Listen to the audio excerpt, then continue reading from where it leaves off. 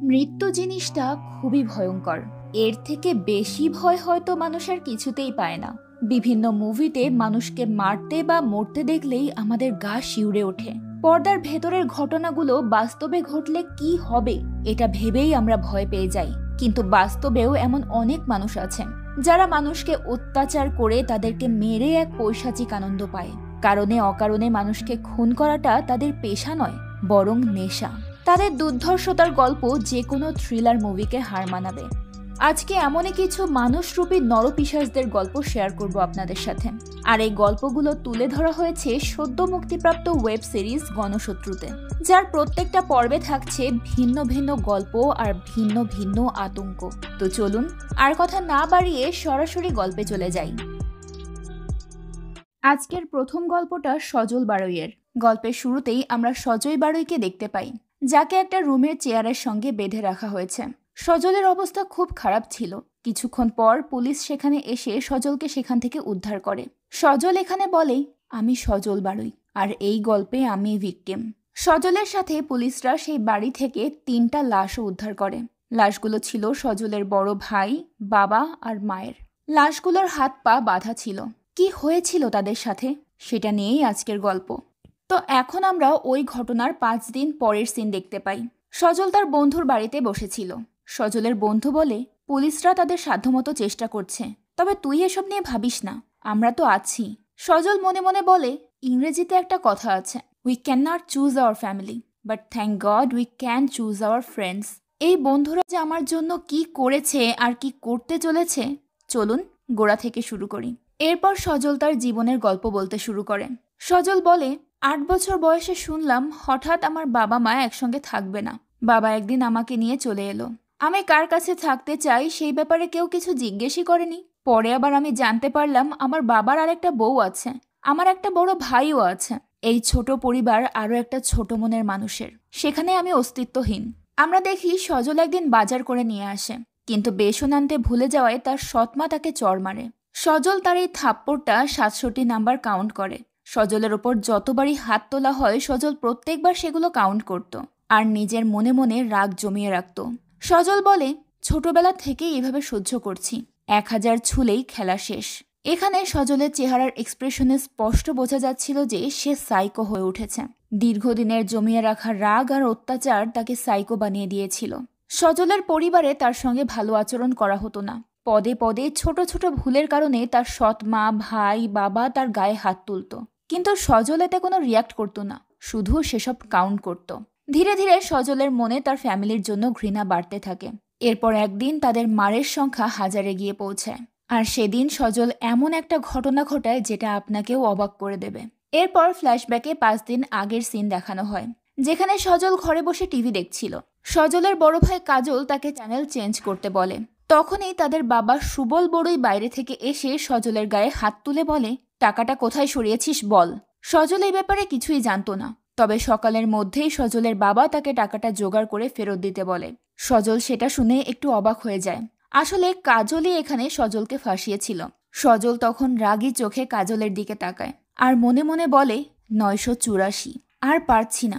এর পরের দিনে পুলিশ সজলকে সহ তার বাড়ির থেকে 3টা লাশ উদ্ধার করে। সজল তখনও বলছিল, আর পারছি না। সজল অনেক ট্রমাটাইজড ছিল। এরপর পুলিশ তদন্ত শুরু করে। ইন্সপেক্টর বক্সি ইন্টারোগেশন রুমে পুলিশ অফিসারকে বলে, 16 বছরের একটা বাচ্চা ছেলেকে কি এভাবে ইন্টারোগেশন রুমে বসানো ঠিক হবে? অফিসার বলে, এই বয়সটা খুবই সেন্সিটিভ, বাইরে বসে বললে হয়তো ছেলেটা ঘাবড়ে যেতে পারে। বক্সি জিজ্ঞেস করে, স্যার এক্স্যাক্টলি আপনার কি মনে হচ্ছে? অফিসার বলে, চিড়িয়া মোড়ে সুবল বাড়োর একটা ইলেকট্রিক সাপ্লাইয়ের দোকান আছে, হঠাৎ বড় লোক, বস্তি থেকে সোজা ফ্ল্যাট, তাই বাইরে তার শত্রু থাকা অস্বাভাবিক কিছু না। কিন্তু আমার একটা বিষয় নিয়ে খটকা লাগছে। তখনই কিছু কনস্টেবল সেখানে সজলকে ইন্টারোগেশন করতে নিয়ে আসে। অফিসার সজলকে জিজ্ঞেস করে, কাল রাতে কয়জন এসেছিল? সজল বলে, 7 জন। অফিসার জিজ্ঞেস করে, তুমি কি তাদের চিনতে? সজল মাথা নেড়ে না বলে। অফিসার তখন তাকে জিজ্ঞেস করে, তুমি কি তাদের দেখলে চিনতে পারবে? সজল কিছুক্ষণ চুপ থেকে এরপর বলে, 2 জন পাগড়ি পরেছিল আর সবাই হিন্দিতে কথা বলছিল। অফিসার তখন জিজ্ঞেস করে, কয়টায় এসেছিল তারা? সজল বলে, টিভিতে তখন বাংলা খবর চলছিল। 7:30টায় হঠাৎ বাড়ির বেল বাজে। তখনই দরজা খুলতেই তারা সবাই হুট করে ঘরের ভেতর ঢুকে পড়ে আমি চিৎকার করতেই যাচ্ছিলাম, কিন্তু ওরা আমার মুখ চেপে ধরেছিল। তারা সবাই মায়ের গলায় ছুরি ধরেছিল। তারা বলেছিল তারা পুলিশের কাছ থেকে পালিয়ে এখানে ঢুকে পড়েছে, রাত কাটিয়েই চলে যাবে, আমরা শব্দ করলে আমাদের গলা কেটে দেবে। এরই মাঝে ওরা আমাকে চেয়ারের সঙ্গে বেঁধে ফেলে। কিছুক্ষণ পর বাবা আর ভাই আসে। অফিসার তখন সজলকে জিজ্ঞেস করে, তোমার বাবা আর ভাই চিৎকার করে লোক জড়ো করার চেষ্টা করেনি? সজল বলে, 8টা লোকের সাথে কি ওরা দুজন পারত? অফিসার এটা শুনে একটু অবাক হয়, কারণ সজল কিছুক্ষণ আগেই 7 জনের কথা বলেছিল আর এখন বলছে 8 জনের কথা। এখানে তার একটু খটকা লাগে, কিন্তু অফিসার সজলকে কিছুই বলে না। সে সজলের কাছে পরবর্তী ঘটনা জানতে চায়। তখন সজল বলে, ওরা বাবা মা আর দাদাকে টানতে টানতে পাশের রুমে নিয়ে যায়। এরপর আমি তাদের চিৎকার শুনতে পাই। আমি বুঝতে পারি তাদের কিছু একটা দিয়ে আঘাত করা হচ্ছে। এসব বলতে বলতে সজল কান্নায় ভেঙে পড়ে। বক্সি তখন এসে তাকে পানি দেয়। এরপর অফিসার আর বক্সি সেখান থেকে বেরিয়ে যায়। তাদের যাওয়ার পর সজল একটা অদ্ভুত এক্সপ্রেশন দেয় আর বলে, 16 বছরের একটা ছেলেকে এসব কথা সহ্য করতে হবে এটা হয়তো কেউ আশা করেনি, তবে আমি প্রস্তুত ছিলাম। জানতাম এসব আসবে, শুধু মাথার ভেতর যা চলছে সেগুলো একটু ঝালিয়ে নিতে হবে। সজল এসব বলে অদ্ভুতভাবে স্মাইল করে। এখানে স্পষ্ট বোঝা যায় যে সজল এতক্ষণ পুলিশকে মিথ্যে বলেছে। আসলে সজলই তার ফ্যামিলিকে নিজে হত্যা করেছিল, তাই এই সব কিছু যে তার সাথে হবে এটা সে আগে থেকেই জানতো। সেজন্যই সে সব কিছু আগে থেকে সাজিয়ে রেখেছিল, কিন্তু তার সাজানোতে একটু ভুল হয়ে যায় আর তার কারণেই সে ধরা পড়ে। পরের সিনে আমরা জার্নালিস্ট সপ্তর্ষি সোম, অফিসার ইনচার্জ দেবাশিস দত্ত এবং সাইকিয়াট্রিস্ট হিরণ্ময় সাহাকে দেখতে পাই। তারা একটা কনফারেন্সে বিভিন্ন ক্রাইমের বিষয়ে আলোচনা করছেন। সেখানে একটা টেপ রেকর্ডারে তাদের আলোচনাগুলো রেকর্ড করা হচ্ছিল। অফিসার ইনচার্জ দেবাশিস সাংবাদিক সপ্তর্ষিকে সজল বারুইয়ের ব্যাপারে কিছু বলতে বলে। সপ্তর্ষি বলে, সজল বারুইয়ের ব্যাপারে যত কম বলা যায় ততই ভালো। কিছু কিছু মানুষ আছে যারা ছোটবেলা থেকেই সম্ভবত অপরাধ প্রবণতা নিয়েই বড় হয়, জিনগতভাবে তাদের মধ্যে এটা থাকে। সজল এমন একটা রাস্তা বেছে নিয়েছিল যেটা কোনো সাধারণ মাথা বা মানসিকতার মানুষ কখনোই করতে পারবে না। সপ্তর্ষি বলে, সে এইসবের নির্লিপ্ত থাকতো, ওর চোখে কোনো ভাবলেশ ছিল না, ওর মাথায় কোনো প্রভাব পড়েনি। যখন পুলিশ ডেকেছে ও পুলিশের সঙ্গে কথা বলেছে। লিডারশিপ পাওয়ারটা খুবই ইম্পর্টেন্ট, যেটা সজলের মধ্যে ছিল। এরপর সিন ফ্ল্যাশব্যাকে যায়, যেখানে আমরা দেখি সজল নিজের ফ্যামিলিকে খুন করে নিশ্চিন্তে বন্ধুদের সাথে ঘুরছে। সজল দোকান থেকে একটা সিগারেট নিয়ে তার বন্ধুদের কাছে গেলে সজলের বন্ধুরা তাকে জিজ্ঞেস করে, আপডেট কি? সজল বলে, পুলিশরা নিজের মতো কাজ করছে, কিন্তু ওরা তো আর সিআইএ নয়। সজলের বন্ধুরা চলে গেলে সজল মনে মনে বলে, এই কেসটা মিটলে ওই দোকান, এত বড় ব্যবসা, ওই ফ্ল্যাট, এই সব কিছুর দায়িত্ব তো আমার। অল্প বয়সে বড় না হয়ে তো আর কোনো উপায় নেই। এরপর রাতের বেলায় সজলকে ধরে রিমান্ডে আনা হয়।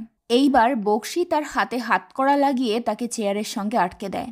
সজল এটা দেখে অবাক হয়ে যায়। সে জিজ্ঞেস করে, আমাকে এখানে কেন আনলেন? অফিসার বলে, বাজিগার দেখেছিস? কালকে দেখলাম মুভিটা, গোটা ডিপার্টমেন্টকে নাকে দড়ি দিয়ে ঘোরালো। তুই সেই বাজিগার হয়ে বাজিগার সিনেমাই দেখিসনি? এসব শুনে সজল ভয় পেতে থাকে। সে বলে, আমি কিছুই বুঝতে পারছি না স্যার। অফিসার বলে, বুঝতে পারছিস না? তুই যে মিথ্যে বলেছিস সেগুলো তো ঠিকভাবে বলতে হবে, তাই না? তুই বলেছিস তোর বাবা রাত 8:30টায় বাড়ি ফিরেছিল।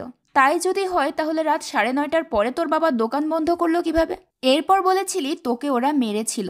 তোর জামা কাপড় দেখেও মনে হচ্ছিল ওরা তোকে ছুরি দিয়ে কুপিয়েছে, কিন্তু মজার বিষয় তোর গায়ে কয়েকটা আঁচড় ছাড়া আর কিছুই ছিল না।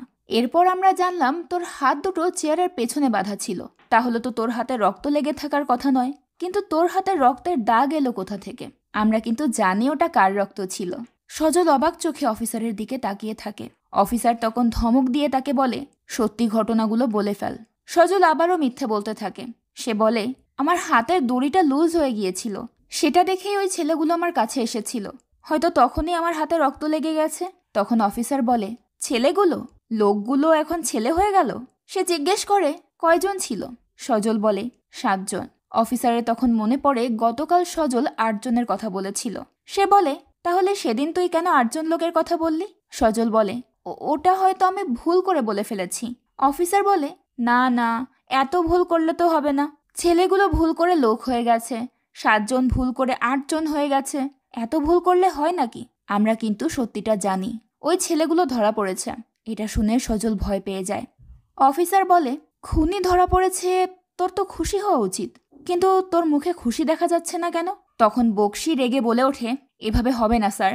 এরপর বক্সি সজলকে একটা চড় মারে। সজল রেগে বলে, আপনি আমাকে এভাবে মারতে পারেন না, আমি মাইনার। বক্সি অফিসারকে বলে, স্যার, সে প্রচুর বিদেশি ক্রাইম নোভেল পড়ে, অনেক মুভিও দেখে। এরপর বক্সি সজলকে টর্চার করতে থাকে, যার ফলে সজল স্বীকার করতে বাধ্য হয় যে সেই কাজটা করেছে। সজল বলে, ওরা আমার বন্ধু ছিল। অফিসার তাকে জিজ্ঞেস করে, এবার কি কি হয়েছে গোড়া থেকে বল। এখান থেকেই সিন শিফট হয়ে যায় আবারও সাংবাদিক সপ্তর্ষির দিকে। সপ্তর্ষি বলে, প্রথমে তো ও ধরা পড়তই না। সজল ওভার কনফিডেন্স ছিল, আর সেই ওভার কনফিডেন্সই তার জন্য কাল হয়ে দাঁড়ালো, আর সেই কারণেই সে পুলিশের কাছে ধরা পড়ে গেল। সাইকিয়াট্রিস্ট হিরণ্ময় বলে, তার মধ্যে যে ক্রিমিনাল মাইন্ড আছে এটা বোঝারই উপায় ছিল না। এরপর সিন আবারও সজলের কাছে ফিরে আসে। সজল বলতে শুরু করে, ওরা আমার উপর অনেক অত্যাচার করত। শ্রীকৃষ্ণ শিশুপালের 100টা অপরাধের পর নিজের হাতে সুদর্শন চক্র তুলে নিয়েছিলেন। আমি তো তাও 1000 পর্যন্ত অপেক্ষা করেছি। আমি হয়তো চলে যেতে পারতাম, কিন্তু এই দোকান, এই বাড়ি, এসব কে দেখবে? কাজল একটা অযোগ্য ছেলে ছিল, আমার ওপরেই তো সব দায়িত্ব। শ্রীকৃষ্ণের কাছে যেমন সুদর্শন চক্র ছিল, আমার কাছে ছিল কিছু ভালো বন্ধু।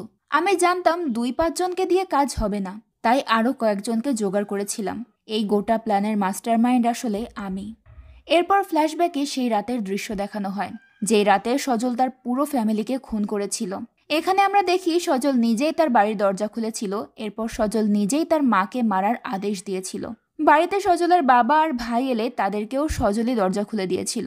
এরপর সজল নিজ হাতে অনেক রাগের সাথে কাজলের গায়ে ছুরি দিয়ে আঘাত করে। তার বাবার সামনেই ছেলেটাকে মেরে ফেলে সে। এরপর বাকিদেরকে তার বাবা আর মাকে মারার অর্ডার দেয়। এরপর সিন প্রেজেন্টে আসে। অফিসার তার বয়ান শুনে অবাক হয়ে যায়। সাইকিয়াট্রিস্ট হিরণ্ময় বলে, সজ্ঞানে 3 ঘন্টা ধরে সৎ মা, ভাই আর বাবাকে খুন করার বিষয়টা ইতিহাসে খুব কমই আছে। সপ্তর্ষি বলে, এই বয়সে একটা খুনের প্ল্যান করা আর সেটাকে এক্সিকিউট করা একটা মারাত্মক ঘটনা।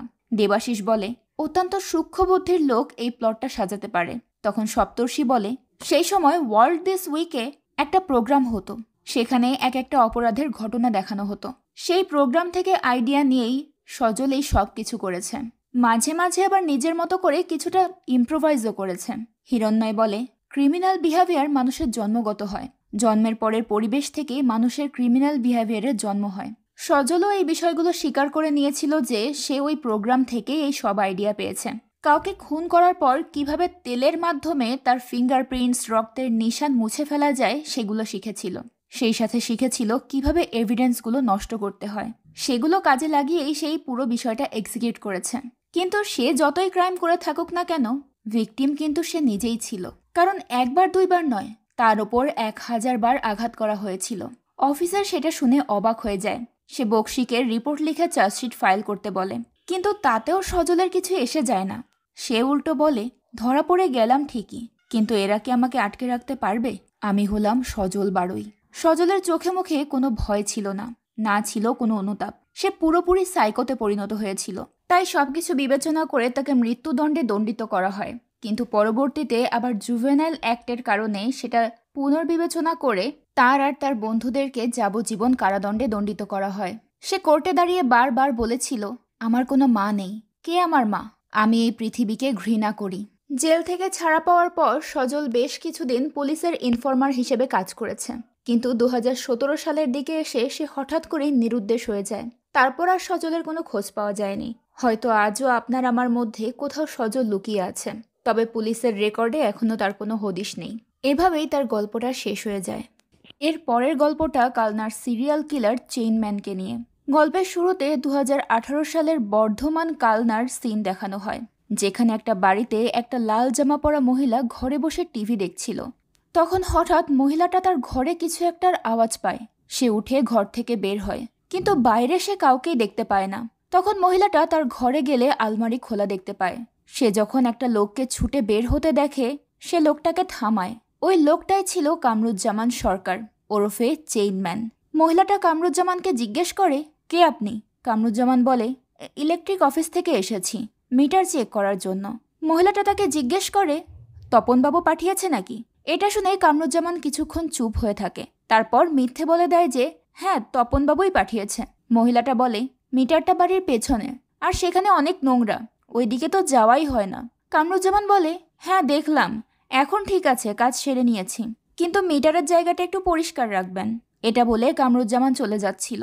তখনই মহিলাটা তাকে থামিয়ে দিয়ে বলে, যা যা চুরি করেছিস বের কর। এটা শুনে কামরুজ্জামান অবাক হয়ে যায়। তখন মহিলাটা বলে, তপনবাবু বলে কেউ নেই, আর মিটার বক্স সামনে, পেছনে না। মহিলাটা হাতে একটা লাঠি তুলে নিয়ে কামরুজ্জামানকে বলে, ভালোই ভালোই যা চুরি করেছিস বের কর, না হলে কিন্তু পাড়ার লোক ডাকবো। তখন কামরুজ্জামান ভয়ে ভয়ে সব বের করতে থাকে। সবশেষে কামরুজ্জামান একটা লোহার রড আর একটা চেইন বের করে হাতে নেয়। এটা দেখে মহিলাটা ভয় পেয়ে যায়। কামরুজ্জামান তখন মহিলার ওপর ঝাঁপিয়ে পড়ে। সে মহিলার মাথায় লোহার রড দিয়ে আঘাত করে। এরপর গলায় চেইন পেঁচিয়ে শ্বাসরোধ করে হত্যা করে। খুন করার পর চেনম্যান কামরুজ্জামান বলে, আর একটু হলেই ধরা পড়ে যেতাম। গলায় চেন জড়িয়ে খুন করতে আমার দারুণ লাগে। এটা নিয়ে কয় নাম্বার হলো বলুন তো? কিছুক্ষণ পর সেখানে পুলিশ ইনভেস্টিগেশন করতে আসে। পুলিশ বলে, এটা 12 নাম্বার খুন। এখনো ফরেন্সিক কনফার্ম করেনি, কিন্তু আগের সব কয়টা কেসগুলোর সাথে প্যাটার্নটা একদম কমন। অফিসার জিজ্ঞেস করে কি কি কমন পড়েছে। কনস্টেবল বলে, মাথায় ভারী কিছু দিয়ে আঘাত, লাল জামা কাপড়ের ওপর অবসেশন। আগের ভিকটিমদের মতো এই ভিকটিমের গায়েও লাল জামা। তাছাড়া প্রতিটা খুনই দুপুর 1টা থেকে 1:30টার মধ্যে। সব ভিকটিমই ছিল মহিলা, যারা ওই সময় বাড়িতে একা ছিল। অফিসার বলে, খুনি লাল জামা ছাড়া খুন করে না। এসব কতদিন ধরে চলছে? কনস্টেবল বলে, 5 বছর ধরে। এরপর আমরা সাংবাদিক সপ্তর্ষিকে দেখতে পাই। সে চেনম্যানের ব্যাপারে বলে, কামরুজ্জামান বাংলার সিরিয়াল কিলারদের মধ্যে অন্যতম একজন। এই লোকটা 2013 থেকে 19-এর মধ্যে বর্ধমান এলাকায় অনেক খুন করেছে। পোস্টমর্টমে দেখা গেছে শ্বাসরোধ করে খুন করা হয়েছে। প্রত্যেকের গলায় চেইন পেঁচিয়ে খুন করা হয়েছে। আর সেখান থেকেই কামরুজ্জামানের নাম পড়ে যায় চেইনম্যান। চেইনম্যান আমার দেখার নৃশংসতম সিরিয়াল কিলার। এরপর সিন ফ্ল্যাশব্যাকে শিফট হয়ে 2013 সালের কালনার সিন দেখানো হয়, যেখানে কামরুজ্জামানকে তার স্ত্রী ফোন করে বলে, ছেলের স্কুলের ফিস দেওয়া হয়নি, আজ টাকা না দিলে ওকে স্কুল থেকে বের করে দেবে। সন্তান পালার ক্ষমতা নেই, জন্ম দিয়েছ কেন? কামরুজ্জামান বলে, ঠিক আছে আমি ব্যবস্থা করছি। তার স্ত্রী রেগে গিয়ে বলে, সারাদিন বাইরে বাইরে টোটো করে ঘুরে বেড়ানো আর ঘরে ঠান্ডা হয়ে মরার মতো পড়ে থাকা, লজ্জা করে না তোমার? এই বলে সে কামরুজ্জামানের মুখের উপর ফোনটা কেটে দেয়। কামরুজ্জামান তখন বাইরে বেরিয়ে একটা দোকানে যায়, যেখান থেকে সে অনেকগুলো লটারির টিকিট কিনেছিল। কামরুজ্জামান তার টিকিটগুলো মিলিয়ে দেখে একটাও মেলেনি। এতে বেচারা হতাশ হয়ে যায়। এরপর সে আবার টিকিট কেনে। দোকানদার তাকে একটা টিকিট দিয়ে বলে, এটা লাকি টিকিট, চোখ বন্ধ করে লাগিয়ে দাও। কামরুজ্জামানও টিকিট নিয়ে একটা গাছের নিচে বসে সিগারেট খাচ্ছিল। তখনই সেখানে একটা পাঞ্জাবি পরা লোক এসে কামরুজ্জামানের কাছে বিড়ি চায়। কামরুজ্জামান তাকে একটা সিগারেট দেয়। ওই লোকটা বলে, তুই বড়লোক হতে চাস তাই না? কামরুজ্জামান অবাক হয়ে বলে, আপনাকে কে বলল? লোকটা বলে, বিড়ি খাওয়ার সামর্থ্য নেই তবুও সিগারেট খাচ্ছিস। সেটা শুনে কামরুজ্জামান বলে, বাহ বাবাজি, প্রথমে হাত পেতে নিয়ে এখন নিজেই হাত তুলছেন। তখন লোকটা বলে, চিন্তা করিস না, আমি ওপরওয়ালার সাথে কথা বলেছি। কামরুজ্জামান তার কথায় পাত্তা দেয় না। তখন লোকটা বলে, তোর রক্ত ঠান্ডা হয়ে গেছে, রক্ত গরম কর। রক্তের রং লাল, তাই তুই লাল রঙে ফোকাস কর, গুড লাক তোকে ফোকাস করবে। এটা বলেই লোকটা সেখান থেকে চলে যায়। এরপর থেকে কামরুজ্জামানের মাথায় ওই লোকটার বলা কথাই ঘুরতে থাকে। সে রাস্তা দিয়ে যেতে যেতেও এটাই ভাবছিল। তখনই কামরুজ্জামান তার সামনে একটা লাল জামা পরা মেয়েকে দেখতে পায়। সে ওই মেয়েটাকে ফলো করতে করতে তার বাড়িতে চলে যায়। তার ঘরে ঢুকে চুরি করতে থাকে, কিন্তু হাঁড়ি পাতিলগুলো নেওয়ার সময় সেই শব্দে মেয়েটা বেরিয়ে আসে। মেয়েটা কামরুজ্জামানকে দেখে ফেললে কামরুজ্জামান বলে, আমি ইলেকট্রিক অফিস থেকে এসেছি। তখন মেয়েটা বলে, তাহলে চোরের মতো পালাচ্ছিলেন কেন? কামরুজ্জামান তখন আর কোনো কথা বলে না। মেয়েটা তখন চোর চোর বলে চিৎকার করতে শুরু করে। সেটা দেখে কামরুজ্জামান ভয়ে সেখান থেকে পালিয়ে যায়। এরপর সে ওই চুরি করা জিনিসগুলো বাজারে বিক্রি করে বেশ কিছু টাকা পায়। সে তার স্ত্রীকে কল করে বলে, টাকার ব্যবস্থা হয়ে গেছে, আমি পাঠিয়ে দিচ্ছি। তখনই ওই টিকিটওয়ালা এসে তাকে বলে, আপনি লটারি জিতে গেছেন 25,000 টাকা। এটা শুনে কামরুজ্জামান খুব খুশি হয়। তার আবারও সেই অচেনা লোকটার কথা মনে পড়ে যায়। অর্থাৎ আজ সে লাল রঙে ফোকাস করেছিল বলেই তার কপাল খুলে গেছে। এরপর থেকে সে শুধুমাত্র লাল রঙে ফোকাস করার সিদ্ধান্ত নেয়। প্রথমেই সে নিজের জন্য দোকানে গিয়ে অনেকগুলো লাল শার্ট কেনে। এরপর খুশি মনে তার বাড়িতে যায়। বাইরে তার বাড়িওয়ালা বাইক পরিষ্কার করছিল। কামরুজ্জামানকে দেখে বাড়ির মালিক বলে, তুমি বেঁচে আছো? কামরুজ্জামান বলে, তো আপনি কি ভেবেছিলেন আমি মরে গেছি? তখন বাড়িওয়ালা বলে, 2 মাসের ভাড়া বাকি, সেটা দিয়ে তারপর মরে যেও। এটা শোনার সাথে সাথেই কামরুজ্জামান তাকে 2 মাসের বাকি ভাড়া দিয়ে দেয়। বাড়িওয়ালা তখন ভীষণ খুশি। এরপর বলে, দেখো তো এই বাইকটা বিক্রি করব, ভালো একটা কাস্টমার খুঁজে দিও তো। কামরুজ্জামান তখন মনে মনে ভাবে, আজ চুরি করতে গিয়ে ছুটে পালাতে তার অনেক কষ্ট হয়েছে, একটা বাইক থাকলে মন্দ হয় না। কামরুজ্জামান বাড়িওয়ালাকে জিজ্ঞেস করে এটা ঠিকভাবে চলবে কিনা। বাড়িওয়ালা বলে একটু সারতে হবে, তাহলেই একেবারে ফুল স্পিডে চলবে। কামরুজ্জামান তখন তার কাছ থেকে বাইকটা কিনে নেয় এবং পরদিনই সেটা সারাই করতে চলে যায় গ্যারেজে। গ্যারেজের ছেলেটা বলে বাইকটা ঠিক করে দিয়েছি, এখন একটু কালো রং করে দিলেই দারুণ লাগবে। কিন্তু কামরুজ্জামান তাতে রাজি হয় না, কারণ তাকে তো লাল রঙে ফোকাস করতে হবে। তাই সে বাইকে লাল রং করিয়ে নেয়। এরপর রাতে সে একটা লোহার দোকানে গিয়ে লোহার চেইন আর রড কিনে নেয়। দোকানদার তাকে জিজ্ঞেস করে এসব তো একসাথে কেউ নেয় না, আপনি কেন নিচ্ছেন? কামরুজ্জামান মিথ্যে বলে দেয় যে সে সেলফ ডিফেন্সের জন্য নিচ্ছে। কাজ থেকে বাড়ি ফিরতে অনেক লেট হয়ে যায়। পাড়ার কুকুরগুলো অনেক ডেঞ্জারাস। গত মাসে জলাতঙ্কে 3জন মানুষ মারা গেছে, তাই তাদের কাছ থেকে একটু সেফটি আর কি। তো পরদিন কামরুজ্জামান বাইক নিয়ে জঙ্গলে যায়। সেখানে রড আর চেইন পেঁচিয়ে মারার প্র্যাকটিস করতে থাকে। এরপর সিন প্রেজেন্টে আসে।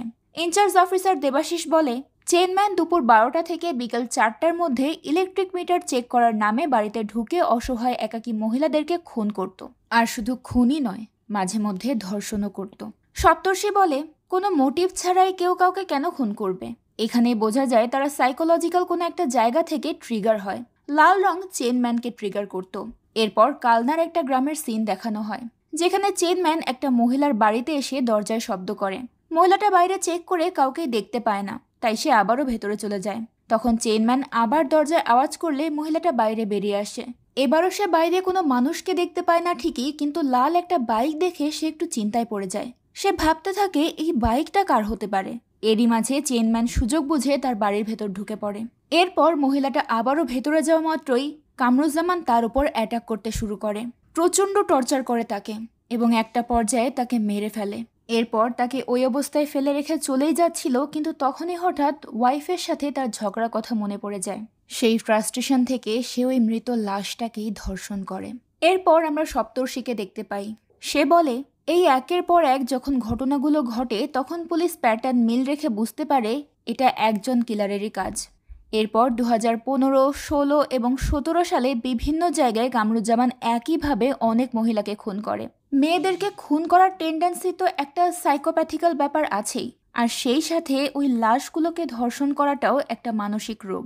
এই রোগে আক্রান্ত মানুষেরা লাশের প্রতি একটু বেশি অবসেসড হয়। তার পেছনে কারণ হচ্ছে লাশ তো তাদেরকে নির্যাতন করতে বা রেপ করতে বাধা দিতে পারবে না, তাই তারা শান্তিতে তাদের কাজ করতে পারবে।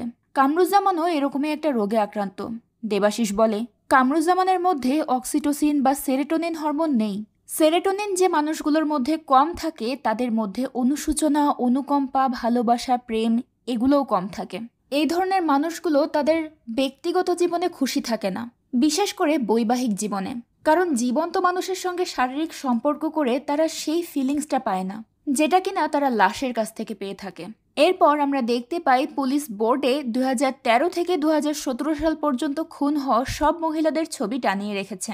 তাদের রেকর্ড অনুযায়ী প্রত্যেকটা মেয়ের সাথে রেপ অ্যাটেম্প্ট হয়েছে, কিন্তু অদ্ভুত ব্যাপার হলো তাদের কারো শরীরে সিমেনার অংশ পাওয়া যায়নি। এটা নিয়েই অফিসার চিন্তা করছিল। তখনই কামরুজ্জামানের আরও এক ভয়ঙ্কর রহস্য সামনে আসে। আসলে ওয়াইফের সাথে ঝগড়ার কারণে সে নিজেকে নিয়ে সবসময় আনস্যাটিসফাইড থাকতো, খুব ইনসিকিউর ফিল করতো সে। আর তাই মেয়েগুলোকে টর্চার করার জন্য সে বিভিন্ন ধরনের অবজেক্ট ব্যবহার করত, কখনো রুটির বেলুন, কখনো ফুলদানি ইত্যাদি। এরপর পুলিশরা সব লোকাল ক্লাবগুলোকে অ্যালার্ট থাকতে বলে, যাতে তারা সন্দেহজনক কিছু দেখলেই তাদেরকে ইনফর্ম করতে পারে। এরপর পুরো গ্রামে পুলিশ মাইকিং করে সবাইকে সাবধান করে দেয়। কামরুজ্জামান সর্বশেষ 13 বছর বয়সী একটা মেয়েকে খুন করেছিল। পুলিশ যখন ইনভেস্টিগেশন করতে যায় তখন তারা মেয়েটার পাশে একটা টর্চ লাইট দেখতে পায়। এতগুলো খুন হয়ে যাওয়া সত্ত্বেও পুলিশ কোনো সূত্র পায়নি, যার ফলে গ্রামের সবাই এখন থানা ঘেরাও করে মিছিল করতে শুরু করে। এরই মাঝে একজন কনস্টেবল অফিসারকে একটা ফুটেজ দেখায়, যেখানে কামরুজ্জামান তার বাইক নিয়ে কোথাও যাচ্ছিল, যা তাদের কাছে একটু সন্দেহজনক মনে হয়। পুলিশ বলে খুনির সাথে সার্ভাইভারদের দেওয়ার রিপোর্ট মিলে যাচ্ছে। অফিসার বলে এইবার আমাদের পুলিশের মতো নয়, শিকারীর মতো কাজ করতে হবে। এরপর তারা সিসিটিভি ফুটেজ থেকে পাওয়া চেইনম্যানের ছবি সব জায়গায় ছড়িয়ে দেয়। চেইনম্যানের একটা কোয়ালিটি ছিল, সে কখনো একই এলাকা বারবার রিপিট করতো না। কিন্তু কালনাতে এখনো 22টার মতো গ্রাম আছে যেখানে চেইনম্যানের বাইকের চাকার ছাপ পাওয়া যায়নি। অর্থাৎ এর পরের টার্গেট এই 22টা গ্রামের মধ্যে যে কোনো একটা হতে পারে। তাই পুলিশ আগে থেকেই সেই সব জায়গায় চেকপোস্ট বসানোর সিদ্ধান্ত নেয়। 24 ঘন্টা নজরদারি করবে তারা। এই প্ল্যান অনুযায়ী পুলিশ চেকপোস্ট বসায়। একদিন কামরুজ্জামান রাস্তা দিয়ে যাওয়ার সময় চেকপোস্ট দেখে একটু ঘাবড়ে যায়। তাকে দেখে পুলিশদেরও একটু সন্দেহ হয়। অফিসার কামরুজ্জামানের কাছে বাজারের ব্যাগ দেখে সন্দেহ করে।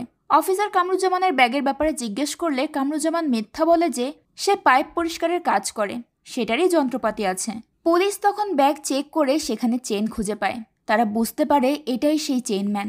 কামরুজ্জামান তখন একজন পুলিশকে মেরে সেখান থেকে পালানোর চেষ্টা করে, কিন্তু অফিসার শেষমেশ তার গলায় চেন পেঁচিয়ে তাকে টানতে টানতে নিয়ে যায়। এখানেও প্রথমে কামরুজ্জামানকে ফাঁসির সাজা শোনানো হয়েছিল, কিন্তু পরবর্তীতে পুনর্বিবেচনার মাধ্যমে তাকে যাবজ্জীবন কারাদণ্ডে দণ্ডিত করা হয়। পুলিশের রেকর্ড অনুযায়ী চেইনম্যানের শিকার হয়ে প্রাণ হারায় শুধু মহিলারা। কিন্তু অপরাধ জগতের গল্পে যে শুধুমাত্র মহিলারাই ভিকটিম হয় তা কিন্তু নয়, ব্যতিক্রমও আছে। অনেকেই হয়তো জানে না যে ভারতবর্ষের প্রথম সিরিয়াল কিলার ছিলেন একজন মহিলা, কুখ্যাত ত্রৈলোক্যতারিণী। এবার শুনবো তার গল্প। এই গল্পের শুরুতে আমরা ত্রৈলোক্যতারিণীকে দেখতে পাই।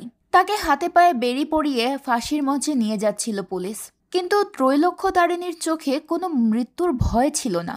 তার চোখে ছিল এক অদ্ভুত প্রশান্তির ছাপ। মনে হচ্ছিল সে যেন কিছুই করেনি। ফাঁসির মঞ্চে দাঁড়িয়ে ত্রৈলোক্য বলে, এত সহজে কি আমাকে মেরে ফেলা যাবে? ত্রৈলোক্য সহজে মরে না। এরপর ত্রৈলোক্য তার জীবনের গল্প বলতে শুরু করে। সে বলে, কলকাতার সোনাগাছিতে আমার প্রথম পা রাখা। ওই লোকটা আমাকে বিক্রি করতেই এনেছিল। আমি তখনও বুঝিনি আমার পরের দিনগুলো কেমন হতে চলেছে। আমরা দেখতে পাই ত্রৈলোক্যকে একটা লোক পতিতালয়ে নিয়ে গিয়ে বিক্রি করে দেয়। সেখানকার সব অত্যাচার সহ্য করতে করতে সে সবার মধ্যে সেরা হয়ে উঠেছিল। এরপর একদিন ত্রৈলোক্য নিজের রূপের কারণে সেই পতিতালয়ের রানী হয়ে যায়। এরপর আমরা শেখর ভৌমিক নামের একজন ইতিহাসের অধ্যাপককে দেখতে পাই। শেখর ত্রৈলোক্যর ব্যাপারে বলে, ত্রৈলোক্য ভিকটিম অফ এরা। তার একজন বৃদ্ধের সঙ্গে বিয়ে হয়েছিল। এরপর স্বামী মারা গেলে সে বাল্য বিধবা হয়। ত্রৈলোক্য তখন তারা বৈষ্ণবের কাছে গেল। ওই তারা বৈষ্ণব আবার তার সঙ্গে একজন পুরুষের পরিচয় করিয়ে দিল। ওই ছেলেটাই তাকে কলকাতার পতিতালয়ে বিক্রি করে দেয়। ত্রৈলোক্য তখন নিজের রূপ আর যৌবন দিয়ে টাকা ইনকাম করার সিদ্ধান্ত নেয়। কলকাতার সোনাগাছির বড় বড় ধনীরা তার রূপে আকৃষ্ট হয়ে ত্রৈলোক্যের কাছে আসত, আর ত্রৈলোক্য তাদের নেশা করিয়ে তাদের কাছ থেকে সমস্ত ধন সম্পদ লুট করত। তাকে এই কাজে সাহায্য করত কালী নামের একজন লোক। ত্রৈলোক্য তার খুব কাছের ছিল। কালী আর ত্রৈলোক্য মিলে সব ধনী লোকেদের লুট করে নিত। এরপর তাদের পোশাক কেড়ে নিয়ে রাতের আধারে বাইরে ফেলে আসত। ত্রৈলোক্যের ওই পতিতালয়ে আরো অনেক মেয়ে ছিল যারা তার সঙ্গে কাজ করত। তাদের থেকে লুট করা গয়না, টাকা পয়সা ত্রৈলোক্য ওই মেয়ে আর সেখানকার কর্মচারীদের মধ্যে ভাগ করে দিত। এই সব ঘটনা একদিন ইন্সপেক্টর প্রিয়নাথ জানতে পেরে ওই ধনী লোকদেরকে থানায় ডেকে নিয়ে আসে জিজ্ঞাসাবাদ করার জন্য। কিন্তু তাদের কেউই বিষয়টা স্বীকার করে না। তারা নিজেদের সাথে ঘটা ঘটনাগুলোকে অন্য কারো নাম দিয়ে চালিয়ে দেয়। প্রিয়নাথ তখন এই বিষয়টা ইনভেস্টিগেট করতে শুরু করে। ইন্সপেক্টর বলে, সোনাগাছিতে ধনীদের লুট করা নতুন কোনো কিছু নয়। যে এটা করেছে সে সোসাইটির ক্রিমিনাল মেন্টালিটির মানুষদেরকেই টার্গেট করেছে, যারা কেউই নিজের মুখে এসব স্বীকার করবে না। প্রিয়নাথ এটা নিয়ে ইনভেস্টিগেশন শুরু করলে কালী আর ত্রৈলোক্য সাবধান হয়ে যায়। ত্রৈলোক্য কালীকে প্রিয়নাথকেও তার কাছে নিয়ে আসতে বলে। কালী এটা শুনে বলে, মস্করা করিস না। তখন সেখানে কালীর ছেলে হরি আসে। ত্রৈলোক্যর মনে হরির জন্য আলাদা একটা জায়গা ছিল। তার না ছিল স্বামী আর না ছিল সন্তান, তাই হরিকেই সে নিজের ছেলে মনে করত। ত্রৈলোক্যর বয়স হওয়ার কারণে শরীর বিক্রি করার ক্ষমতা তার ছিল না। তাই কালী আর ত্রৈলোক্য মিলে লোক ঠকানোর জন্য মফস্বলে একটা বিয়ের প্রস্তাব পাঠায়। মফস্বলের লোকেরা যখন অনেক ধন সম্পদ নিয়ে মেয়ে দেখার জন্য ত্রৈলোক্যর প্রাসাদে আসে, তখন তারা সবাই মিলে তাদের সম্পদ লুট করে নেয়। এরপর ত্রৈলোক্য সেই টাকা সবার মাঝে ভাগ করে দেয়, আর সেই সাথে সবাইকে পেট ভরে ভালো খাবার খাওয়ায়। ত্রৈলোক্য বলে, অনেক বেশি লোক হয়ে যাচ্ছে আমার আর কালীবাবুর মধ্যে। পরদিন কালী একটা শ্যাকরার দোকানে গিয়ে সোনার গহনার অর্ডার দেয় আর বলে, কালেগুলো বাড়িতে ডেলিভারি দিতে হবে। এমন একজনকে পাঠাবেন যে টাকা গুনতে পারে। সন্ধ্যায় শ্যাকরা একটা লোককে গহনা নিয়ে ত্রৈলোক্যের বাড়িতে পাঠালে কালী ওই লোকটাকে শ্বাসরোধ করে মেরে ফেলে। ত্রৈলোক্য তাকে বাধা দেওয়ার চেষ্টা করে, কিন্তু পরে সে নিজেই তাকে এতে সাহায্য করে। লোকটাকে মারার পর ত্রৈলোক্য বলে, কত সহজে একটা মানুষকে মেরে ফেললে। কালী বলে, তোর থেকেই তো শিখেছি। এরপর তারা ওই সব গহনা নিয়ে নেয়। পরদিন ওই শ্যাকরা পুলিশের কাছে খবর দিলে কালীর পোস্টার লাগানো হয়। এরপর ওই শ্যাকরা পুলিশ প্রিয়নাথকে নিয়ে ত্রৈলোক্যের প্রাসাদে আসে কালীকে ধরতে। প্রিয়নাথ সেখানে কালীকে মারধর করে। চিৎকার শুনে ত্রৈলোক্য আর হরি বেরিয়ে আসে। প্রিয়নাথ ত্রৈলোক্যের সৌন্দর্য দেখে অবাক হয়ে তাকিয়ে থাকে। কালী ত্রৈলোক্যকে হরিকে দেখে রাখতে বলে। এরপর প্রিয়নাথ তাকে অ্যারেস্ট করে। এমন সময় হঠাৎ সে তার পায়ে কোনো কিছু একটা অনুভব করে। সে পা দিয়ে ফ্লোরে আঘাত করলে বুঝতে পারে নিচে কিছু একটা আছে। প্রিয়নাথ তখন সেই জায়গা খনন করতে বলে। সেই জায়গায় ওই শ্যাকরার পাঠানো লোকটাকে পুঁতে রাখা হয়েছিল। তাকে দেখে শ্যাকরা পুলিশকে জানায় যে এটাই তার দোকানের লোকটা। এরপর থানায় গিয়ে পুলিশ কালীকে অনেক মারধর করে। কালী সব স্বীকার করলেও কোনোভাবেই ত্রৈলোক্যের নাম বলে না। কিন্তু প্রিয়নাথের ত্রৈলোক্যের ওপরে সন্দেহ ছিল। সে ত্রৈলোক্যকে জিজ্ঞাসাবাদ করার জন্য স্টেশনে ডাকে। ত্রৈলোক্য বলে, আমি ধনীদের লুট করি শুধু, এর বেশি কিছু আমি জানি না। কালীবাবুর ছেলে হরি আমাকে মা বলে ডাকে। আমাদের তো স্বামী সংসার হয় না, তাই হরির উপর মায়া পড়ে গেছে। ত্রৈলোক্য প্রিয়নাথকে সিডিউস করার চেষ্টা করে। সে বলে যে কালীবাবু কি করতো সে কিছুই জানতো না। এরপর কালীকে মৃত্যুদণ্ড দেওয়া হয়। এই খবর পেয়ে ত্রৈলোক্য অনেক কষ্ট পায়। এরপর বেশ কিছুদিন পার হয়ে যায়। ত্রৈলোক্য অন্য একটা গ্রামে গিয়ে সেখানকার পুকুরে ডুব দিয়ে নিজেকে শুদ্ধ করে। এরপর সে সেখানকার মেয়েদেরকে বলে, অজান্তেই লোভে অনেক পাপ করেছি, এখন সব পাপ ধুতে হবে। সময় থাকতে থাকতে তোরাও তোদের পাপ ধুয়ে নিজেদেরকে শুদ্ধ করে নে। ওই মেয়েদের হাতে তাদের গহনা ছিল, তারা ত্রৈলোক্যের কথায় সায় দিচ্ছিল। এরপর ত্রৈলোক্য একটা মেয়েকে সামনের পুকুর থেকে শুদ্ধ হয়ে নিতে বলে। মেয়েটা তার হাতের গহনা ত্রৈলোক্যকে দিয়ে দেয়। মেয়েটা সাঁতার জানতো না, তাই সে পানিতে নামার আগে ত্রৈলোক্যের হাত ধরে। এরপর আমরা দেখতে পাই একটা মহিলা প্রিয়নাথের কাছে গিয়ে বলে, ত্রৈলোক্য তাদের গ্রামে কিছুদিন আগে এসেছে। সে কাল দুপুরে রাজকুমারীকে তার বাড়িতে নিয়ে যাওয়ার জন্য নিমন্ত্রণ করেছিল। এরপর রাজকুমারী তার বাড়িতে যাওয়ার পর আর ফেরেনি। তাছাড়া রাজকুমারীর ঘরে কোনো গহনাও নেই। প্রিয়নাথের সন্দেহ তখন আরও বাড়ে। সে ত্রৈলোক্যের বাড়িতে গিয়ে তাকে থানায় ধরে নিয়ে আসে। এরপর প্রিয়নাথ তাকে একটা রুমাল এগিয়ে দিয়ে বলে, এটা নিন, আপনার কাজে লাগবে। প্রিয়নাথ ত্রৈলোক্যকে রাজকুমারীর ব্যাপারে জিজ্ঞেস করলে সে বলে, কাউকে বাড়িতে ডেকে রান্না করে খাওয়ানো কি পাপ? রাজকুমারী জানি না কেন আমার উপর অনেক রেগে ছিল, তাই আমি তার রাগ ভাঙানোর জন্য আমাদের বাড়িতে ডাকি। রাজকুমারীর একজন ধনী বাবু ছিল, সে তাকে কি কি গয়না দিয়েছে সেসব দেখাতে নিয়ে এসেছিল। এরপর আমি তাকে নিজের হাতে খাইয়েছিলাম। রাত 12টার পর সে আমার বাড়ি থেকে চলে যায়। এরপর আমি মদ খেয়েছিলাম, তাই বাকিটা আমার আর মনে নেই। প্রিয়নাথ জিজ্ঞেস করে, তাহলে রাজকুমারীর গয়নাগুলো কি হলো? আপনি রাখেননি? ত্রৈলোক্য বলে, আপনি কি কোনো প্রমাণ পেয়েছেন? যত দোষ পতিতা নারীকে দিয়ে দিলেই কাজ সহজ হয়ে যায়, তাই না? বাইরে বের হয়ে প্রিয়নাথ একজন কনস্টেবলকে বলে, তোমার কি মনে হয় ত্রৈলোক্য যা বলছে সেসব কি সত্যি, নাকি সে নিজেই রাজকুমারীকে সরিয়ে দিয়ে হিংসের জ্বালা মিটিয়েছে? প্রিয়নাথ ত্রৈলোক্যকে জেলে ঢুকিয়ে রেখেছিল। পরদিন সে ত্রৈলোক্যকে একটা কাগজ দেখিয়ে বলে, এই কাগজে আপনার জবানবন্দি লেখা হবে। পুলিশের সময় নষ্ট না করে চুপচাপ যা করেছেন সব বলে দিন। কিন্তু ত্রৈলোক্য কিছুই স্বীকার করতে চাইছিল না। তখন প্রিয়নাথ হরি আর ত্রৈলোক্যের একজন দাসীকে তুলে নিয়ে আসে, যে ওই রাতে ত্রৈলোক্যের সাথেই ছিল। প্রিয়নাথ হরিকে ত্রৈলোক্যের সামনে অনেক মারতে থাকে। এতে ত্রৈলোক্য ছটফট করতে করতে একটা পর্যায়ে বলে দেয় যে সে কিভাবে রাজকুমারীকে মেরেছে। ফ্ল্যাশব্যাকে দেখানো হয় ত্রৈলোক্য রাতে খাবার খাওয়ানোর পর রাজকুমারীকে তার ঘরে নিয়ে গিয়ে গলা টিপে হত্যা করেছে, কারণ সে তার লাইনেই ছিল আর অনেক অহংকার করত। এটা ত্রৈলোক্যের সহ্য হয়নি। ওই দাসী ত্রৈলোক্যকে খুন করতে দেখেছে। তাকে খুন করে তার সব গহনা ত্রৈলোক্য লুট করেছে। এরপর সে ওই সব গহনা লুট করে কোথায় রেখেছে তা বলে দেয়। তখন প্রিয়নাথ সেসব গহনা উদ্ধার করে ত্রৈলোক্যের সামনে এনে বলে, এতগুলো গয়না কার? আপনার গয়নাতে নিজের নাম লেখার নিয়ম আছে, এই গয়নাতে কুসুম লেখা।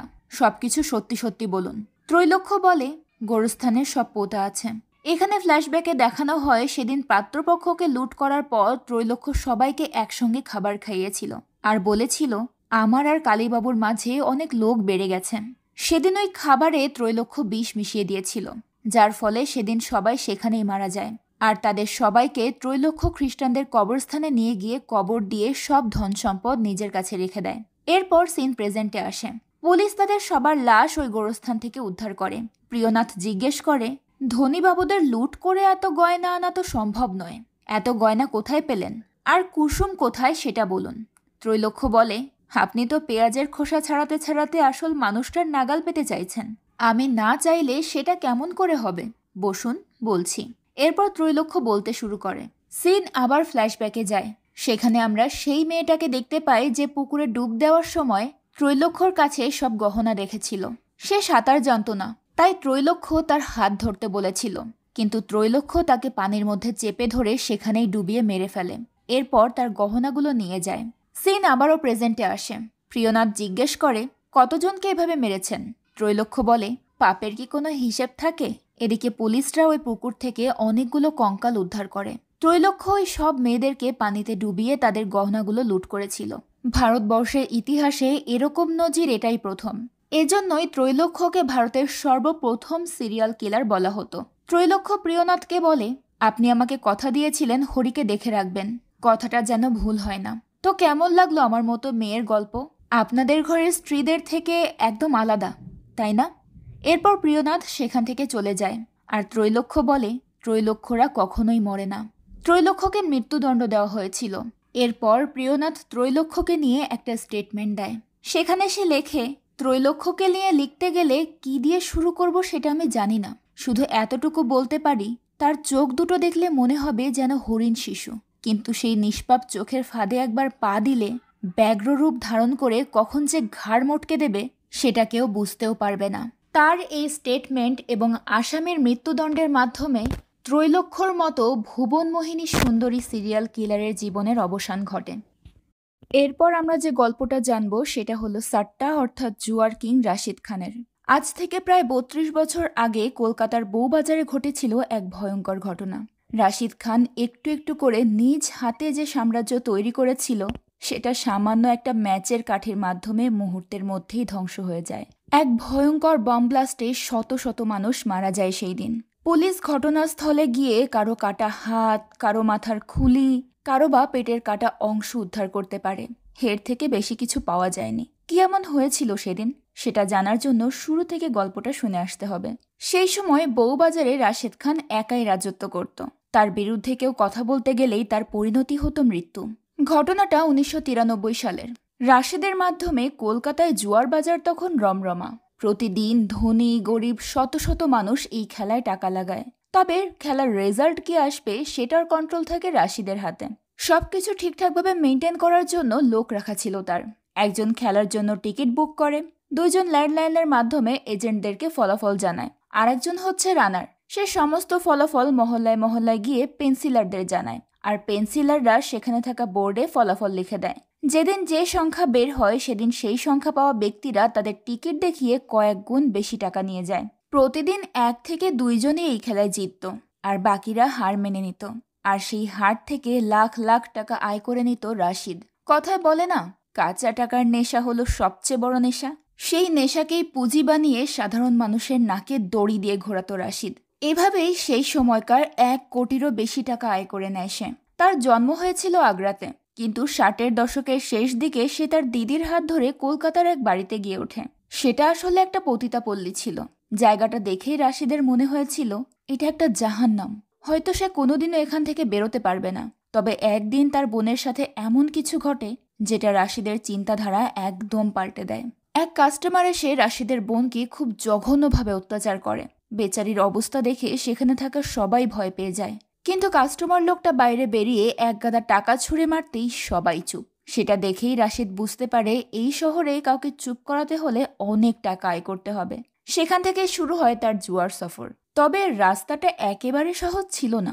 কলকাতার সব গ্যাংস্টারদেরকে টেক্কা দিয়ে একটু একটু করে উপরে উঠতে থাকে সে। যেই তার পথে বাধা হওয়ার চেষ্টা করেছে তাকেই শেষ করে দিয়েছে রাশিদ। এই কাজ করতে গিয়ে অনেক বড় বড় বিজনেসম্যান এবং পলিটিশিয়ানদের সাথেও সুসম্পর্ক গড়ে উঠেছে তার, যে কারণে রাশিদের মধ্যে একটা অদ্ভুত কনফিডেন্স তৈরি হয়েছিল যে পুলিশ তাকে কখনো ছুঁতেও পারবে না। তাছাড়া রাশিদ যে খুনগুলো করত সেগুলো সে নিজে করত না, তার দলের লোকেদের দিয়ে করাতো।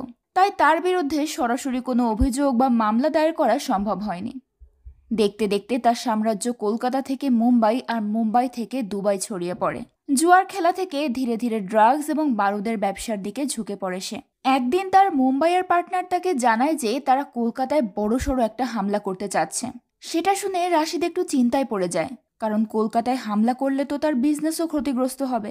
অনেক কষ্ট করে সে বিজনেসটা দাঁড় করিয়েছে। তার উপর আবার তার মেয়ে রোকসানার কিছুদিন আগেই বিয়ে হয়েছে, তাকেও সেটেল করতে হবে। তখন তার পার্টনার তাকে আশ্বস্ত করে যে রোকসানা তাদের পরিবারের মতোই, তাই রোকসানাকে সেটেল না করা পর্যন্ত তারা কিছুই করবে না। রাশিদ তখন তার জামাইকে একটা নতুন দোকান কিনে দেয়। তার জামাইও তার সঙ্গে জুয়ার কাজে সাহায্য করত। কিন্তু রোকসানার সাথে বিয়ে হওয়ার পর রাশিদ আর চায় না যে তার জামাই এসব খারাপ কাজের সাথে জড়িত থাকুক। সেই সাথে সে এটাও জানায় যে তারা এই বাড়িটা ছেড়ে 2-1 দিনের মধ্যেই নতুন অ্যাপার্টমেন্টে গিয়ে উঠবে, সেখানেই সুখে শান্তিতে বসবাস করবে তারা। এই কথা শুনে রোকসানা খুব খুশি হয়ে যায়। সেই সময় কলকাতায় মাঝে মধ্যেই টুকটাক বম ব্লাস্ট হতো, তবে সেগুলো ছিল খুবই সাধারণ বম। সেসব দিয়ে কোনো বড় ক্ষতির রেকর্ড পাওয়া যায়নি। এরই মাঝে রাশিদের মাধ্যমে একটা রেভলিউশন ঘটে। এখনকার সময় বইয়ের মধ্যে রেখে বম ব্লাস্ট করা, গাড়ির মধ্যে রেখে ব্লাস্ট করা বা গাড়িকেই বম হিসেবে ব্লাস্ট করা খুব স্বাভাবিক মনে হলেও সেই সময় এগুলো ছিল খুবই আশ্চর্যজনক। আর সেই আশ্চর্যজনক কাজটাই ঘটিয়েছে রাশিদ। প্রথমে মুম্বাই, তারপর হায়দ্রাবাদ, এভাবে একে একে বিভিন্ন জায়গায় অদ্ভুত অদ্ভুত উপায়ে বম ব্লাস্ট হতে থাকে। আর এই সব কিছুর পেছনে যে রাশিদের হাত আছে এটা পুলিশ বুঝে যায়। তাদের কাছে সন্দেহ করার মতো অনেক কারণ ছিল, তবে রাশিদকে অ্যারেস্ট করার মতো যথেষ্ট প্রমাণ ছিল না। তবুও পুলিশরা একদিন আচমকা রাশিদের বাড়িতে হামলা করে। সেখান থেকে অনেকগুলো টাকাও উদ্ধার করে তারা। কিন্তু রাশিদের তাতে কিছুই এসে যায় না। বরং সে ইন্সপেক্টরকে বলে, আপনার ব্যাগে যদি জায়গা ফাঁকা থেকে থাকে তাহলে আপনিও এখান থেকে কিছু টাকা ব্যাগে ভরে নিয়ে যেতে পারেন। সেটা শুনে ইন্সপেক্টর রেগে তাকে অ্যারেস্ট করে নিয়ে যায়। কিন্তু পরদিন রাশিদের নামে অন্য কেউ কোর্টে হাজিরা দিতে গিয়ে রাশিদকে ছাড়ানোর বন্দোবস্ত করে আসে। এভাবেই বেশ কয়েকবার পুলিশ তাকে ধরার চেষ্টা করেছে, কিন্তু প্রতিবারই রাশিদ তাদের হাত ফসকে বেরিয়ে গেছে। এরপর যখন পুলিশের ওপর পলিটিক্যাল প্রেশার আসতে শুরু করে তখন তো রাশিদকে স্পর্শ করার চিন্তা করাটাও কঠিন হয়ে পড়ে। কিন্তু পুলিশ তখনও থেমে থাকে না। আসলে রাশিদের বাড়িটা তখন রীতিমতো টাইম বম হয়ে দাঁড়িয়েছিল। ওই বাড়িতে রাশিদের পরিবার এবং তার লোকজন সহ প্রায় 60-70 জন মানুষ থাকত।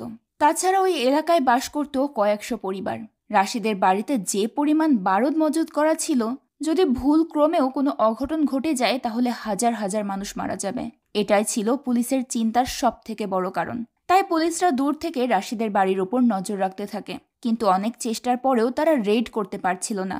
কমিশনার নিজেও বিষয়টা নিয়ে খুব চিন্তায় পড়ে যায়। তখন ইন্সপেক্টরের মাথায় একটা দারুণ আইডিয়া আসে। রাশিদের বাড়িতে রেড করার কথা শুনে যখন মিনিস্টার কমিশনারকে হুমকি দেওয়ার জন্য ফোন করে, তখন কমিশনার ইন্সপেক্টরের কথা মতো মিনিস্টারকে জানিয়ে দেয় যে পুলিশরা অলরেডি রেডের জন্য রওনা হয়ে গেছে।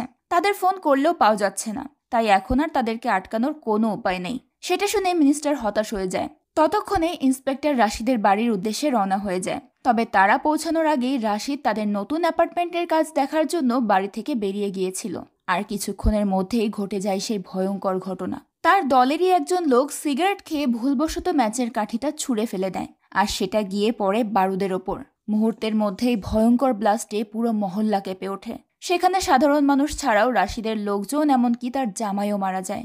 সেই ঘটনায় 70 থেকে 80 জন মানুষ মারা যায়। 50 জনের বেশি গুরুতরভাবে আহত হয়। ট্রাম লাইন থেকে শুরু করে সব কিছু ধ্বংস হয়ে যায়। এই ঘটনা দেখে পুলিশেরও আত্মা কেঁপে ওঠে। অ্যারেস্ট করা হয় রাশিদকে, কিন্তু তার মনে কনফিডেন্স ছিল যে সে টাকার জোরে ঠিকই বেরিয়ে আসতে পারবে। কিন্তু দুর্ভাগ্যবশত এবার আর সেটা সম্ভব হয় না। এই ব্লাস্টের ঘটনা রাতারাতি ভাইরাল হয়ে যায়। তোলপাড় শুরু হয় রাশিদকে নিয়ে। তখন রাশিদের সাপোর্টে থাকা বড় বড় নেতা এবং বিজনেসম্যানেরা তার উপর থেকে হাত সরিয়ে নেয়। মিনিস্টার স্পষ্টভাবে মিডিয়াকে জানিয়ে দেয় যে রাশিদের মতো গ্যাংস্টারের সাথে কখনোই তাদের কোনো সম্পর্ক ছিল না এবং আগামীতেও কখনো থাকবে না। বেচারা রাশিদকে সাহায্য করার মতো আর কেউই ছিল না। যাবজ্জীবন কারাদণ্ড হয়ে যায় তার। এভাবেই দেখতে দেখতে জেলের বন্ধ ঘরে 28 বছর পার করে দেয় সে। রাশিদ জানতো তার শেষ নিঃশ্বাস পর্যন্ত তাকে এভাবেই জেলে পচে মরতে হবে। তাই প্রতি মুহূর্ত সে জীবনের গল্পগুলো তার জেলের দেওয়ালে এঁকে যেত, আর একটু একটু করে মৃত্যুর জন্য দিন গুনত। দেখতে দেখতে রাশিদ খানের নাম এবং তার ভয় মানুষের মন থেকে মুছে যায়, আর এভাবেই তার গল্পটা শেষ হয়। সবশেষে আমরা যে লোকটার গল্প শুনবো তার নাম শ্যামল। একটা সময় হুগলির ত্রাস ছিল সে। সবাই তাকে হুব্বা শ্যামল নামে চিনত। তাকে মানুষ এতটাই ভয় পেত যে সবাই ভাবত শ্যামলের থেকে যমরাজের দর্শন পেলেও সেটা ভালো হবে, কারণ যমরাজের হাত থেকে মুক্তি পাওয়ার আশা করা গেলেও শ্যামলের হাত থেকে মুক্তি পাওয়ার কোনো আশা নেই। মানুষ খুন করা ছিল তার সবচেয়ে পছন্দের খেলা। মানুষকে ছুরি দিয়ে আঘাত করার পর সেই রক্তটা যখন তার মুখে ছিটকে লাগতো, সেটা তার কাছে নেশার মতো মনে হতো। একদিন তার বিরুদ্ধে একটা ছেলে পুলিশকে ইনফরমেশন দিয়েছিল বলে শ্যামল তার বাড়িতে গিয়ে যুবক ছেলেটাকে মায়ের সামনে নির্মমভাবে হত্যা করে। আর তার লোকেরা তখন জোর করে তার মায়ের চোখ খুলে ধরে রাখে, যাতে সে নিজের চোখে ছেলেকে মরতে দেখতে পারে। এটা তার কাছে খুব আনন্দের ব্যাপার। তার সবচেয়ে পছন্দের আঘাতের নাম ছিল পৈতাকাট। মানে সে ছুরি দিয়ে ঠিক সেইভাবেই মানুষের শরীরের এপার থেকে ওপার চিড়ে দিত যেমনটা হিন্দু ব্রাহ্মণেরা পৈতা পড়ে। এছাড়াও তার মারের অনেক ভেরিয়েশনস ছিল, যেমন ফুটবল, বটি কাবাব ইত্যাদি। এটা ডিপেন্ড করত শ্যামলের রাগের মাত্রার ওপর। যার ওপর তার রাগ যত বেশি, তার শাস্তির মাত্রাও তত বেশি এবং তার শরীরের টুকরোর সংখ্যাও ততই বেশি। ছোটবেলা থেকেই এক অদ্ভুত আর ভয়ঙ্কর ক্রিমিনাল মেন্টালিটি তৈরি হয়েছিল শ্যামলের। স্কুলে পড়াকালীন সময় থেকেই সে তার বাবা মায়ের অবাধ্য হয়ে গিয়েছিল। প্রায় প্রতিদিনই স্কুল থেকে পালিয়ে অ্যাকশন মুভি দেখতে যেত। তার ওপর আবার এলাকার ছোটখাটো চুরি ছিনতাই তো আছেই। ছেলের প্রতিনিয়ত এমন অপকর্ম দেখে বাবা ভীষণ বিরক্ত হয়ে গিয়েছিল, কিন্তু তাতে শ্যামলের কিছুই এসে যায় না। তার ধারণা মানুষ তাকেই বেশি সম্মান করে যে হয় ভয় দেখাতে পারে, নয়তো ভয়কে জয় করতে পারে। আর শ্যামল এই দুটোই কাজ করতে চেয়েছিল। এক রাতে সে তার বন্ধুদেরকে নিয়ে মহল্লার এক দোকানের ক্যাশিয়ারের পথ আটকায়। দিন শেষে হিসাব কিতাব করে ব্যাগ ভর্তি টাকা নিয়ে বাড়ি ফিরছিল বেচারা। শ্যামল তার কাছ থেকে টাকাগুলো ছিনিয়ে নিতে চায়। সেটা শুনে ক্যাশিয়ার লোকটা ক্ষেপে গিয়ে তাকে ধমকাতে শুরু করে, কারণ এতটুকু বাচ্চার মুখে তো এমন কথা শোভা পায় না। সেটা শুনে শ্যামল রেগে গিয়ে ছুরি দিয়ে একটার পর একটা আঘাত করে লোকটাকে নির্মমভাবে মেরে ফেলে। তারপর টাকাগুলো নিয়ে পালিয়ে যায়। এসবের মধ্যেই ধীরে ধীরে বড় হতে থাকে শ্যামল। দিন যত পার হতে থাকে ততই তার অপরাধের মাত্রা বাড়তে থাকে। সেই সময় আশেপাশের দোকানপাট, ফ্যাক্টরি কোনো কিছুতেই চুরি করতে বাদ রাখেনি সে। একেবারে সর্বশান্ত করে দিয়েছে ব্যবসায়ীদেরকে। ধীরে ধীরে সে এতটাই পাওয়ারফুল হয়ে যায় যে তার সামনে অন্য কোনো গ্যাংস্টারও টিকতে পারত না। কেউ তার বিরুদ্ধে কথা বলতে আসলে বা তার কাজে বাধা দিতে চাইলেই শ্যামল আর তার লোকেরা মিলে তাকে শেষ করে দিত। একদিন সে এলাকার সব গুন্ডাদেরকে ডেকে একটা মিটিং করে। সেখানে সে সবাইকে খুব সুন্দরভাবে বুঝিয়ে দেয় যে তারা একসঙ্গে মিলেমিশে কাজ করবে। যেখান থেকে যার যত টাকা কালেকশন হবে তার 70% শ্যামল পাবে আর বাকিটা পাবে সেই ব্যক্তি নিজে। তবে এই প্রস্তাবে একজন সিনিয়র গ্যাংস্টার অসম্মতি জানায়।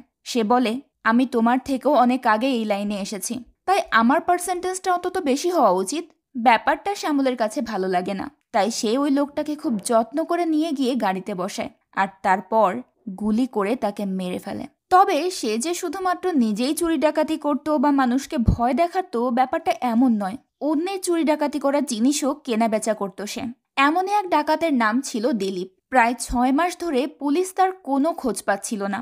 তবে তাদের রেকর্ড অনুযায়ী দিলীপ একটা ফ্যাক্টরি থেকে অনেক টাকার মালামাল ডাকাতি করেছিল। সেগুলো এখন কোথায় আছে, কি অবস্থায় আছে, এটার খোঁজ নিতে গিয়েই পুলিশ জানতে পারে ওই সব মালামাল শ্যামল কিনে নিয়েছে। শ্যামলের অপরাধের পরিধি শুধুমাত্র একটা এলাকায় সীমাবদ্ধ ছিল না। শ্রীরামপুর থেকে বহরমপুর, হুগলি থেকে হাওড়া, সব জায়গায় শ্যামল নির্দ্বিধায় বিচরণ করত।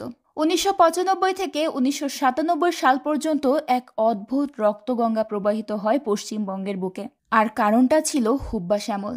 প্রায় 18 বছর ধরে এভাবেই চলতে থাকার পর মানুষ এটা বিশ্বাস করতে শুরু করেছিল যে হুব্বাকে কখনোই পুলিশ ধরতে পারবে না, কারণ এই 18 বছরে পুলিশ শত চেষ্টা করেও তাকে কখনো ধরতে পারেনি, তার পর্যন্ত পৌঁছতেই পারেনি।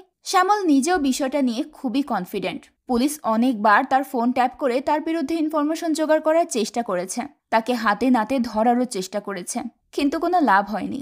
কারণ শ্যামলের নেটওয়ার্কিং এতটাই স্ট্রং ছিল যে পুলিশ কোনো রকম প্ল্যানিং করতে না করতেই সেই খবর শ্যামলের কাছে পৌঁছে যেত। যেন মনে হতো থানার দেওয়ালেও শ্যামলের কান পাতা রয়েছে।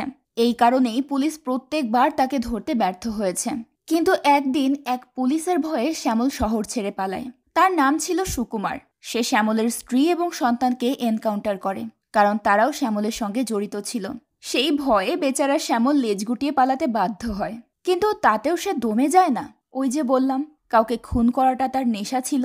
সে এমন এক পাশবিক ব্যক্তি ছিল যে টাকা বা কুখ্যাতির জন্য সবকিছু করতে পারত। মানুষকে মেরে তার রক্ত মুখে নিয়ে বলতো, আরে মানুষের রক্ত এতটা মিষ্টি হয় সেটা আমার জানা ছিল না। একবার এক মহিলার চোখের সামনে শ্যামল তার স্বামীকে গলা কেটে হত্যা করে। এরপর লোকটার কাটা মাথাসহ তার স্ত্রীকে 3 দিন একই রুমের মধ্যে বন্দি করে রাখে। শ্যামলের এমন ভয়ঙ্কর আচরণের কারণে তার দলের লোকেরাও তাকে ভয় পেত। রাতের বেলায় শ্যামল তাদেরকে ডাকলেও কেউ যেত না। একদিন তার রাইট হ্যান্ড রাজেশ তার নতুন গ্রুপ মেম্বারদেরকে সতর্ক করে দেয় যে তারা যেন রাত 9টার পর ভুলেও শ্যামলের সঙ্গে দেখা করতে না যায়। সে যতই ডাকুক না কেন তারা যেন বিষয়টা এড়িয়ে যায়, কারণ রাতের বেলায় শ্যামল বেশি হিংস্র হয়ে ওঠে। আর যদি সে নেশার ঘুরে থাকে তাহলে তো কথাই নেই। সেটা শুনে নতুন ছেলেগুলো অবাক হয়ে যায় যে শ্যামল নিজেদের লোকেদের উপরেই অ্যাটাক করবে কেন। তখন রাজেশ বলে, নেশার ঘোরে কে আপন আর কে পর, কিছুই হুঁশ থাকে না। ঘটনাক্রমে তার এই কথা শ্যামল শুনে ফেলে। অন্য কেউ হলে হয়তো সে তখনই মারা পড়ত, কিন্তু রাজেশ বহু বছর তার সঙ্গে কাজ করছিল, তার ওপর শ্যামল অনেক বিশ্বাস করত, তাই তাকে কিছুই বলে না।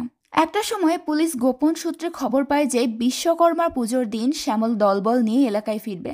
তাই পুলিশ আগে থেকে সমস্ত প্রস্তুতি নিয়ে রেখেছিল। তারা সাধারণ পোশাকে পুরো মহল্লায় ছড়িয়ে ছিটিয়ে শ্যামলের অপেক্ষা করছিল। কিন্তু দুর্ভাগ্যবশত তারা শ্যামলের আস্তানায় হামলা করার আগেই শ্যামল আবারও খবর পেয়ে যায় এবং সেখান থেকে পালিয়ে যায়। আসলে ওই এলাকার সবাই শ্যামলকে এত ভয় পেত যে তারা সবাই শ্যামলের কথায় উঠত আর বসত। পুরুষ, মহিলা, বয়স্ক, শিশু, কিশোর কোনো ভেদাভেদ ছিল না। সবাই শ্যামলের ইনফর্মার হিসেবে কাজ করত। এই কারণে প্রত্যেকবার পুলিশের হাত থেকে পালানো তার জন্য বেশ সহজ হয়ে যেত। যখনই কোনো জায়গায় শ্যামলের নামে রেইড হতো বা তাকে ধরার চেষ্টা করা হতো তখনই সে ওই জেলা ছেড়েই পালিয়ে যেত। এভাবেই তার দিন কাটতে থাকে। গ্যাংস্টার থেকে ধীরে ধীরে সে প্রমোটার হয়ে ওঠে। ভয় দেখিয়ে বড় বড় কনস্ট্রাকশন থেকে মোটা অঙ্কের চাঁদা তুলত সে। যে তাকে টাকা দিতে চাইতো না তার পরিণতি হতো মৃত্যু। ততদিনে পুলিশ শ্যামলকে ধরার জন্য একেবারে মরিয়া হয়ে উঠেছিল। তবে শ্যামলও চুপচাপ বসেছিল না। সে প্রতিনিয়ত তার লোকেশন এবং চেহারা পাল্টাতে থাকতো। এক এক দিন এক এক বেশে ঘুরে বেড়াতো সে। এটা নিয়ে পুলিশরাও বেশ চিন্তায় ছিল যে তারা এত এলাকা ঘুরে এত মানুষের ভিড়ে আসল শ্যামলকে খুঁজে বের করতে পারবে কিনা। তারা তো শ্যামলের চেহারাটাও চিনত না। তাছাড়া শ্যামল একসাথে 5-6টা মোবাইল ব্যবহার করত। তবুও পুলিশ হার মানে না। সেই সময় নতুন নতুন জিপিএস ট্র্যাকার মার্কেটে এসেছিল। তাই কমিশনার তার অফিসারদেরকে শ্যামলের সবগুলো নাম্বার ট্র্যাক করতে বলে। অফিসাররাও কমিশনারের কথা মতো কাজে লেগে পড়ে। এরপর একদিন তারা শ্যামলের 2টো নাম্বার 2 এরিয়াতে অ্যাক্টিভ দেখতে পায়। তারা 2টো দলে ভাগ হয়ে গিয়ে শ্যামলকে ধরার জন্য বেরিয়ে পড়ে। কিন্তু এই 2টো লোকেশনের মধ্যে শ্যামল যে কোন লোকেশনে আছে সেটা খুঁজে বের করাই সবথেকে বড় চ্যালেঞ্জ। সৌভাগ্যবশত পুলিশরা শ্যামলের 2টো নাম্বার ট্র্যাক করে একটাতে শ্যামলের কণ্ঠ শুনতে পায় এবং সেখান থেকে তারা কনফার্ম হয়ে যায় যে শ্যামল এই মুহূর্তে কোথায় আছে। কিন্তু সেখানেও বাধে এক বিপত্তি। ওই এরিয়াটা অনেক বড় ছিল। সেখানে অনেক আবাসিক অ্যাপার্টমেন্ট সহ শপিং মল, অফিস এবং অন্যান্য প্রতিষ্ঠানও ছিল। এখন এত জায়গার মধ্যে তারা শ্যামলকে কোথায় খুঁজে বের করবে এটাই ভেবে পাচ্ছিল না। এরই মাঝে হঠাৎ একটা অদ্ভুত বিষয় লক্ষ্য করে পুলিশরা। তারা শ্যামলের ফোন ট্যাপ করার সময় গোলাগুলির সাউন্ড শুনতে পেয়েছিল, কিন্তু আশেপাশের এরিয়াতে কোথাও তেমন গোলাগুলি হচ্ছিল না। তখনই তাদের মাথায় আসে শ্যামল নিশ্চয়ই মুভি দেখছে। পুলিশরা তৎক্ষণাৎ পৌঁছে যায় সিনেমা হলে, কিন্তু সেখানে অতিরিক্ত ভিড় দেখে তারা আবার টেনশনে পড়ে যায়। কিছুক্ষণের মধ্যেই ঝাঁকে ঝাঁকে সিনেমা হল থেকে লোক বেরোতে শুরু করে।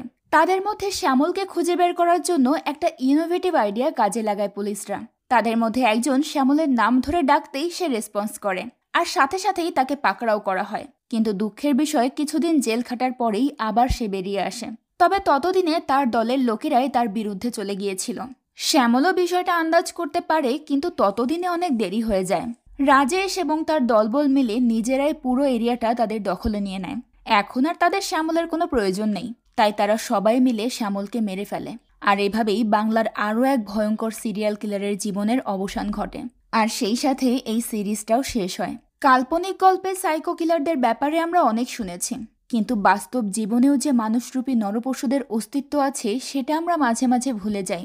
বাস্তব এই সাইকো কিলারদের গল্পগুলো যে কোনো সিনেমার গল্পকেও হার মানায়। তো আপনাদের কাছে এই গল্পগুলো কেমন লাগলো সেটা অবশ্যই কমেন্ট করে জানাবেন। আজকের মতো বিদায় নিচ্ছি। দেখা হবে পরের ভিডিওতে। আল্লাহ হাফিজ।